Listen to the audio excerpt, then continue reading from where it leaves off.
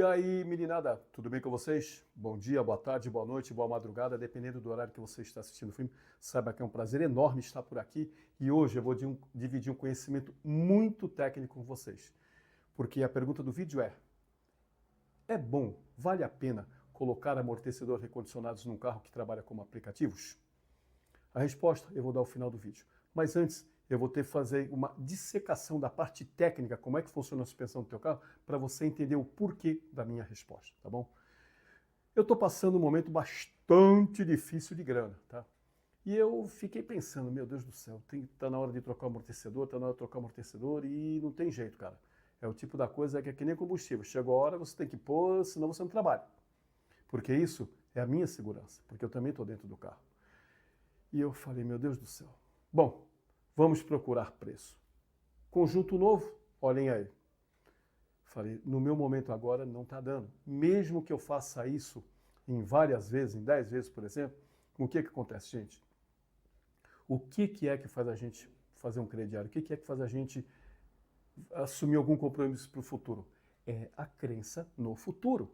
E eu vou contar para vocês, eu não estou conseguindo acreditar no futuro. E essa ferramenta, o Matrix da Uber, está ferrando com a minha vida. A de todos nós, aliás, né? Então, vamos ver quanto é que custam os amortecedores recondicionados. E aí, o par dianteiro está custando isso e o par traseiro está custando isso. Bom, só a gente fazendo a sominha aí, já dá para ver que, do ponto de vista de preço, compensa plenamente. E isto posto, eu falei, então, é por aqui que eu vou.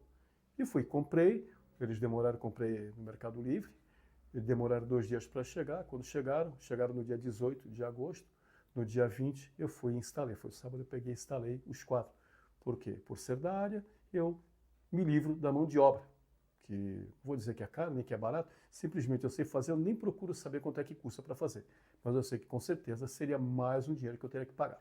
Tirar os amortecedores da caixa, gostei do acabamento, muito bonito, sabe, bem trabalhado mesmo, coisa bacana assim, por fora, uma pintura bacana, tudo.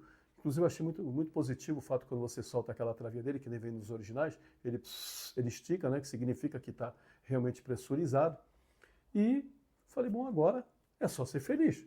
Vamos colocar os 4 no carro. Fui lá, desmontei a suspensão, desmontei o dianteiro direito, instalei, desmontei o dianteiro esquerdo, instalei. Fui nos 2 traseiros, que na traseira é molezinha, né? Só questão de você soltar 2 parafusos embaixo, e um parafuso embaixo e 2 em cima. Você tira, coloca o novo e acabou. Aí, vamos fazer o teste de rua.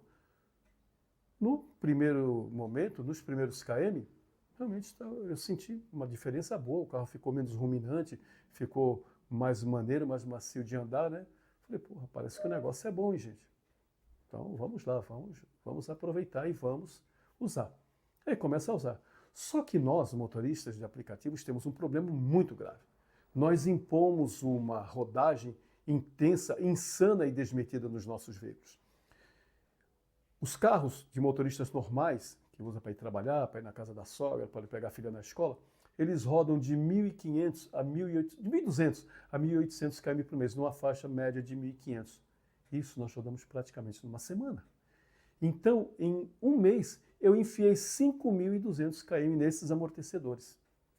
E esse é um momento em que eu estourei os 3 meses, a garantia de 90 dias que os caras dão para eles. Eles dão 90 dias, chega lá, ó, 90 dias de garantia, você comunica com a gente primeiro, não precisa nem passar nada do Mercado Livre, que a gente vai resolver para você. Só que por eu ter sido do ramo, trabalhei 30 e tantos anos como líder, como gerente, como encarregado, eu sei que, claro, a gente tem que respeitar a quilometragem. E eu não vou cobrar o cara por uma quilometragem que euzinho sei que excedi.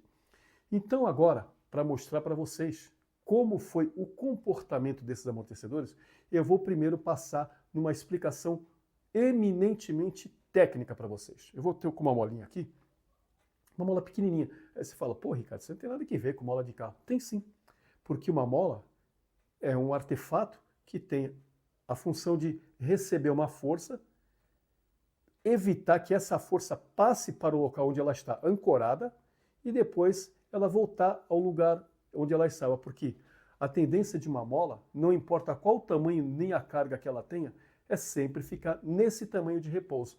Então, se ela recebe uma força para comprimir, ela comprime e na hora que essa força cessa, ela volta para o tamanho normal dela.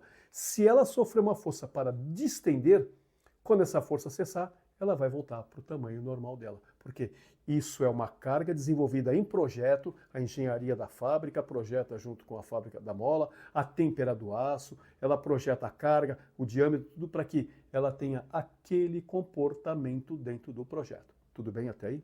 Ótimo, maravilha. Então o que acontece? Você está lá, bonitão, lá andando com o seu carro, aí as nossas prefeituras são maravilhosas para fazer recapeamento, né? Aqui nós temos um recapeamento que dá 5 centímetros. Parece que não é muito, mas quando você está com o carro acima de 40 km por hora, cara, isso dá um impacto. Aí vamos lá, o teu carro passou lá, então a roda foi jogada para cima e impôs uma carga de 2.500 newtons nessa mola, tá? Eu vou dizer para você, esses números são aleatórios e hipotéticos. Não é isso. É só para você ter um número para você poder entender o meu raciocínio, ou melhor, e como é o funcionamento de uma mola, tá?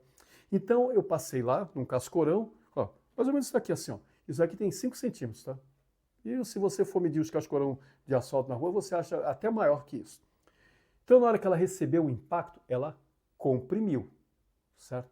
Aí uma parte desse impacto passou para a carroceria. Depois, quando cessou, eu terminei de passar por cima desse cascorão, o impacto cessou, ou seja, a força que mantinha a mola comprimida cessou, a tendência da mola é voltar para o tamanho original dela. Então o que ela vai fazer? Ela vai empurrar a suspensão para baixo. Fazendo rapidamente assim um cálculo, inicial, o impacto inicial, 2.500 newtons, aí a mola encolhe mais 1 centímetro, 2.000 newtons, ela encolhe mais outro 1 centímetro, 1.900, 1.700 newton, ela encolhe mais 1 centímetro, vamos dizer aí 1.100 newtons, ela encolhe mais, porque à medida que você vai aumentando, a força da mola para rejeitar essa compressão aumenta também, tá? Então, você começa com uma força inicial grande e essa força vai sendo freada. Quando ela chega no final do curso lá, onde ela não vai mais, então você já está com 0 newton. Aí o que vai acontecer? A mola vai empurrar esse impulso que ela recebeu, essa força que ela recebeu, essa retração, para voltar ao tamanho original dela, que é esse daqui. Aí ela vai começar de novo, 2.500, 1.800, 1.600, 1.200, 700, 300, 0. Quando ela chega no final, ela está praticamente distendida e já está sem força nenhuma. Claro que não é bem assim, ela costuma passar um pouquinho, mas tudo bem, porque há um peso, né, no pneu, roda, a parte da suspensão, tem um peso tudo naquilo dali, e a tendência, você sabe como é que é, depois que uma coisa atingir o movimento, ela permanecer em movimento até que haja sobre ela uma força de oposição em sentido contrário. Então, quando a mola chega no final do curso dela, ela bate a roda no asfalto. E como é que você percebe isso? Já reparou algumas vezes que você está dirigindo aí o carro que vai à sua frente, você vê a roda traseira dele, principalmente a do lado direito, pular, chega assim, pular assim, ó, isso aqui dá quase 10 centímetros. Quando a mola está pulando bastante mesmo, chega a dar essa medida. Ou então, quando você olha o asfalto parece que está perfeito, mas você olha lá e a roda está pulando, você vê que o pneu não está acompanhando, está pulando assim um pouquinho. Significa que a mola está fazendo o trabalho dela. Só que aí, os caras lá, há mais de 100 anos atrás, viram que isso daí transmitia uma certa insegurança para o carro. Por quê? Porque quando essa mola oscilava, ela tirava a estabilidade, ela tirava a dirigibilidade e também o conforto do carro. Aí eles criaram uma coisa chamada amortecedor, que na realidade, o que é o amortecedor? Ele é um freio dessa excursão que a mola faz. Qual a função do amortecedor? É frear o impacto para que ele chegue o mínimo possível na carroceria e também para diminuir o trabalho da mola. Vamos lá. O mesmo impacto de 2.500 newtons, o mesmo cascorão, o meu carrinho está passando, melhor, o teu carrinho, eu falei que era o teu carro. O teu carro está passando por lá e sofre aquela pancada. Na hora que ele sofre aquilo, 2.500 newtons. No primeiro centímetro, lembra que eu falei para você que a mola receberia o impacto, ela baixaria para 2.100 newtons? Com ele aqui, já vai baixar para 1.800 newtons. Quando ela roda mais 1 centímetro, ele já baixa para 1.200. Quando ela sobe mais 1 centímetro, ele já baixa para 800. Quando ela sobe mais 1 centímetro, ele baixa para 600. E no final, que na mola, ela teria, se ela não tivesse com a ação do amortecedor, ela teria comprimido 10 centímetros. Com o amortecedor em ação, ela só comprime 7. Tu fala assim, 3 centímetros não é muito. Você não tem noção de quanto é isso em força G, cara. Você não tem noção de quanto é isso em força G. Aí o que acontece? A mola recebeu impacto, só que ela recebeu impacto já freando. Aí, qual a tendência dela? O comportamento dela não muda. Ela está comprimida, ela quer voltar para o estado original dela, que é esse daqui. Então o que ela vai fazer? Ela vai empurrar o sistema para baixo. E de novo, o amortecedor vai frear esse movimento. Ela começa, como ela já recebeu menos força porque o amortecedor freou, ela já não chegou mais ao final do curso com, digamos, 300 newtons. Ela chegou no final do curso com 100 só. Então ela já vai fazer uma força menor para empurrar, porque ela já recebeu uma força menor, ela excursionou menos. Esses 3 centímetros fez com que eu ganhasse aí, digamos, uns 200 newtons. Volto a dizer, os valores são hipotéticos, tá? São simplesmente ilustrativos, porque fica muito mais fácil a gente compreender as coisas quando elas são quantificadas em número, tá? E aí a mola começou a voltar e o amortecedor foi freando. Quando a roda chegou no chão, ela chegou já com maciez, sem nada, sem pancada. Por isso que a gente tem no nosso meio, no jargão, de dizer que quando o amortecedor tá bom, o carro copia o piso perfeitamente. Olha isso daqui, ó, essas protuberâncias aqui, e a roda está sempre copiando. Ela está sempre tocando o chão. Por quê? A principal função do amortecedor é evitar que a mola não toque o chão. Entendam? Esta é a principal função do amortecedor, fazer com que a roda, ou melhor, o pneu, esteja o tempo inteiro copiando o piso. Ele esteja o tempo inteiro acompanhando o perfil. Se tem uma protuberância de 1 centímetro, ele recebe essa força e quando ele devolve, ele mantém. Ou seja, não importa qual velocidade que você esteja, a tendência é sempre que a roda esteja apoiada no solo. Certo? Essa é a principal função do amortecedor. Ele traz conforto. E eu vou dizer para você o que acontece. Você imagina esse carro que eu falei há pouco, que você está dirigindo atrás dele, e ele a roda está pulando, notadamente a do lado direito. O que vai acontecer? Na hora que esse carro fizer uma curva para a esquerda, por causa do equilíbrio dinâmico de forças, a tendência é jogar todo o peso do carro para a direita. Aí o que vai acontecer? Essa roda traseira que está pulando, e a da frente também não deve estar muito melhor, não? Elas vão passando uma protuberância. Primeiro, a dianteira sai do solo e chega a ficar um tanto assim fora. Quando o carro passa com a traseira, ela também pula do solo e desce. E o que acontece? O carro pode sair da estrada. Eu estou falando sério, isto é técnica. Eu não estou aqui fazendo adivinhação ou locubrações para vocês. Isto é técnica. A roda sai do solo, a tendência do carro é o quê? Porque ele está apoiado só nas duas de dentro da roda, que estão fazendo a curva.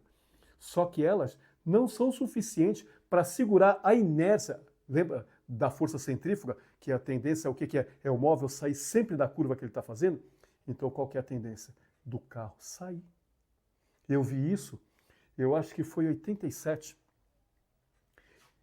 Era um golzinho, eu vinha voltando de São Paulo para Santos e estava de boinha na estrada, esse golzinho vinha na minha frente, eu já vinha acompanhando ele, a gente devia estar assim uns 50, 50 e pouco, que é a velocidade para a descida da Via Anchieta lá em Santos.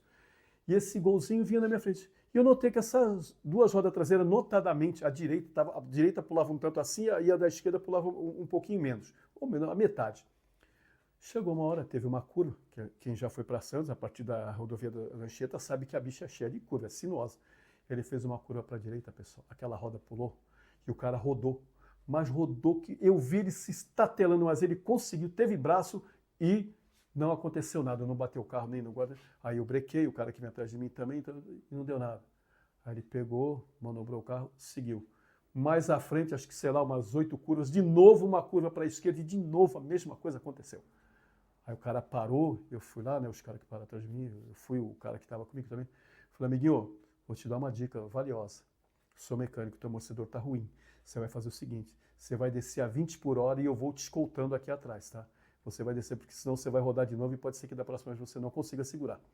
E foi isso que aconteceu. Então, não pensem que amortecedor é só uma peça para você ter lá no teu carro, não. Ela é importantíssima. Má. Eu pontuei sílaba por sílaba, que é para você entender. Nunca rode com o seu carro com amortecedor baleado. E aí, eu instalei esses amortecedores e comecei a usar. Nos primeiros dias, tudo bem, maravilha, gostei, realmente comportamento bom, além da aparência inicial boa, comportamento bom. Só que o que acontece? Nós, motoristas de aplicativos, levamos muita gente no banco de trás. É 2, é 3, é 2, é 3, é 2, é 1, tá? E o que acontece? Isso impõe uma carga mais pesada no amortecedor. As forças que agem sobre ele multiplicam. E o que acontece? Eles foram para o saco rapidinho. Só que acontece? Eu mandei uma mensagem para o vendedor, e o vendedor disse então que eu tinha que tirar o amortecedor, mandar para ele que eles iam avaliar. Aí o que acontece? Eu não ia poder rodar com o carro. Aí o que eu fiz? Bom, eu já sei que é recondicionado, não era essas coisas mesmo. Eu fui numa loja daqui da minha cidade, que estava anunciando no Facebook, fui lá, conversei, precinho bom, até um pouquinho mais barato do que esse que eu comprei no Mercado Livre. Eles colocaram, de novo, eu rodei 1 semana e meia e começou a mesma coisa. Então, qual a conclusão que eu cheguei? Que os amortecedores eles são bem maquiados, eles ficam bonitos para você olhar, inclusive quando você solta a trava, ele estica que nem o amortecedor novo original, por causa do gás lá dentro. Tá? Mas agora, que tipo de gás que eles usam lá? Será que usam gás? Será que usam ar? Né? Que tipo de peças que eles usam para refazer os freios para o fluido hidráulico? Que tipo de fluido hidráulico que eles usam? Porque o que acontece, pessoal? Não há uma normatização. O que é uma normatização? É quando um órgão do governo, ou até mesmo as próprias indústrias, vendo a bagunça que está, elas mesmas se cotizam para criar uma norma. Tá? Aqui no caso teria que ser o Inmetro ou a BNT, Associação Brasileira de Normas Técnicas, que eu espero que vocês da BNT vejam esse vídeo, alguém mande aí para vocês, e vocês comecem a normatizar isso, porque, gente, eu passei sufocos horríveis com esses amortecedores. Por quê? Porque não há uma obrigação. Como, por exemplo, os pneus. Os pneus, há uma norma da BNT para recuperação de pneu, para refazer pneu, para recalchutagem de pneu. Mas para amortecedor, é o que o cara quiser. Então, o que acontece? Eu posso fazer a pecinha parecida, eu pego um amortecedor novo, desmonto ele todinho, pego as pecinhas e vou e faço. Mas a temperatura do aço, será que ela resiste à temperatura aqui naquilo? O óleo que eu coloco, será que é o mesmo óleo com as mesmas propriedades físico-químicas do óleo que a empresa original usa? As pecinhas de nylon, de plástico, elas têm a mesma resistência físico-química para conter os impulsos? Porque no começo o amortecedor funciona razoavelmente bem. Mas depois de cerca de uns 2.000 quilômetros, eles já estão no pó da rabiola. Enquanto que o amortecedor original, que nem os meus que eu tirei, eles estão com 70.000. Quando a gente sabe que o ideal é 50, 55. Eles estavam com 70.000, estavam agora, hoje, melhor do que esses que eu tenho. Os 4 aqui, e o que é pior, agora eu estou num momento bastante delicado, como eu disse de grana no começo do vídeo, e eu terei que comprar um jogo novo. Só que, como é que eu vou fazer, gente? Se esse daqui eu já comprei em 4 vezes, que era o máximo que fazia sem juros, eu não paguei, estou pagando a primeira agora, e ainda tem mais 3. Então, isso que eu quero falar para vocês agora. Eu falo para você, motorista de aplicativos, nunca, nunca, nunca, nunca coloque amortecedores recondicionados no carro de vocês. Não vale a pena, não vale o risco. Eu vi vários problemas com peças recondicionadas, mas amortecedor, eu vou dizer para vocês, é simplesmente amedrontante, é tenebroso. Não faça isso agora. O que aconteceu? Eu estou tendo que rodar em velocidades menores, 40 por hora, aqui é a velocidade máxima da máxima. Por quê? Porque eu tenho medo do carro fazer uma merda. Então, eu digo para você, amortecedor recondicionado nunca, em hipótese nenhuma. Tanto para você, motorista de aplicativo, como eu diria também para você, motorista comum. E agora, um papinho para você que está no barato de vender o carro e sabe que os amortecedores estão ferrados. Vou colocar 4 recondicionado aí, beleza. Depois o cara compra lá para frente, problema dele. Não faça isso. Não faça isso.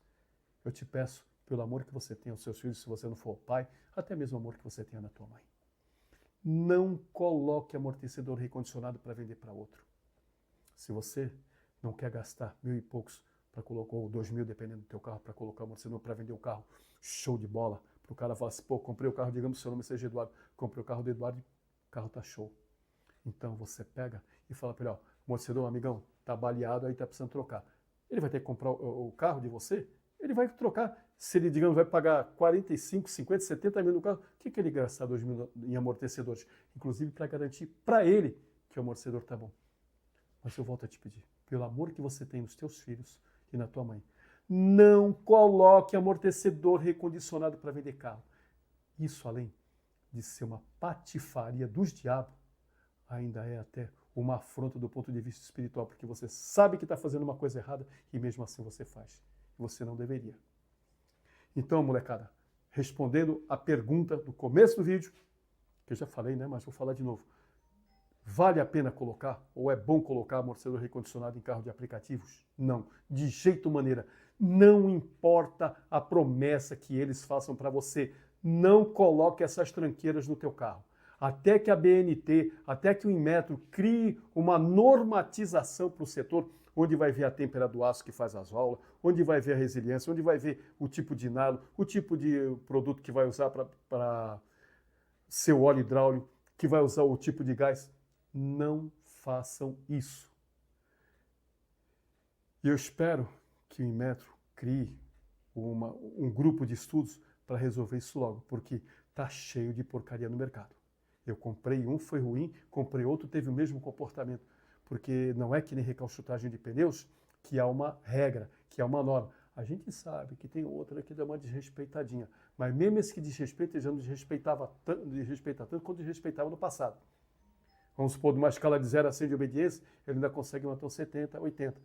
Porque é isso, uma peça recondicionada, ela tem que durar pelo menos 70% da nova. Que não é o que está acontecendo com o amortecedor recondicionado. Eu ainda tive a tristeza de ver que uns estavam ruins, coloquei outros e que duraram o mesmo tempo. Então, é uma regra do setor. As peças acabam muito rápido. E eu volto a dizer para você que pretende vender o teu carro, que sabe que os amortecedores estão ferrados, não faça isso de colocar amortecedor recondicionado. Chega para o comprador e avisa para ele, ó, os amortecedores estão ruins, você vai precisar trocar. Porque isso, gente, você pode fazer o cara sofrer um acidente. E aí o que acontece? Como o carro é uma coisa grande, depois dele estar ferrado, a menos que se tire os amortecedores para fazer um ensaio em laboratório, ninguém vai saber. Simplesmente pode até dizer, esse motorista, como foi o caso desse golzinho que estava na minha frente, lá na Via Anchieta, ele devia estar chinelando muito aí, perdeu a direção e rodou. Não. Esse cara devia estar uns 50 por hora, 45, 55. Não era para acontecer. Ele rodou. A traseira simplesmente largou e ele deu 2 rodadas na pista. Vocês não têm noção de quanto amortecedor baleado pode prejudicar a tua vida. Até o próximo vídeo. Fui!